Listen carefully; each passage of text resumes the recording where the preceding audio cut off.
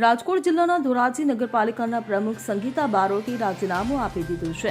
સંગીતા બારોટી રાજકોટ જિલ્લા કલેક્ટરને રાજીનામું આપ્યું છે। રાજીનામું આપતી વખતે અંગત પારિવારિક કારણોને લીધે રાજીનામું આપ્યાનો ઉલ્લેખ કર્યો છે। ઉલ્લેખનીય છે કે સંગીતા બારોટ છેલ્લા ઘણા સમયથી વિવાદોમાં રહેતા હતા। ચૂંટણી સમયે સંગીતા બારોટની દારૂ બિયર અને હુક્કા સાથે રીલ્સ વાયરલ થઈ હતી। તેમજ પ્રમુખ બન્યા એ દિવસે મીડિયા બાઇટમાં સીએમ તરીકે નરેન્દ્ર મોદીનું નામ લીધું હતું।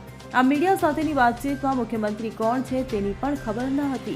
આમ પ્રમુખ બન્યા ત્યારથી જ સંગીતા બારોટ સોશિયલ મીડિયામાં ચર્ચામાં આવ્યા હતા। ત્યારે કહેવામાં આવી રહ્યું છે કે વિવાદમાં આવ્યા બાદ પ્રદેશ સંગઠનના આદેશથી સંગીતા બારોટે રાજીનામું આપ્યું છે અને હવે સંગીતા બારોટે રાજીનામું આપી દીધું છે। ત્યારે ધોરાજી નગરપાલિકાના નવા પ્રમુખ કોણ બનશે તેને લઈને પણ ચર્ચાઓ શરૂ થઈ છે। કઈ નહીં, મેં મારા સ્વેચ્છાએ આપ્યું છે રાજીનામું, એટલે કોઈનો કઈ વાત નથી અને પક્ષ સાથે હું જોડાયેલી જ છું। નગરપાલિકાનું કાંઈ પણ કામ હશે તો હું હાજર એમાં રહેવાની જ છું, પણ મારા સામાજિક કારણના લીધે અને મારી જે ક્ષમતાની શક્તિના એટલું કામ વધારે હતું એટલા માટે મેં રાજીનામું આપ્યું છે। બેન, ટૂંકા ગાળામાં જ માત્ર 13 દિવસમાં જ અચાનક આપણે એવું તો શું થયું કે રાજીનામું લેવું? મારી શક્તિ કરતા વધારે કામ હતું નગરપાલિકામાં, એટલા માટે મારે રાજીનામું આપવું પડ્યું।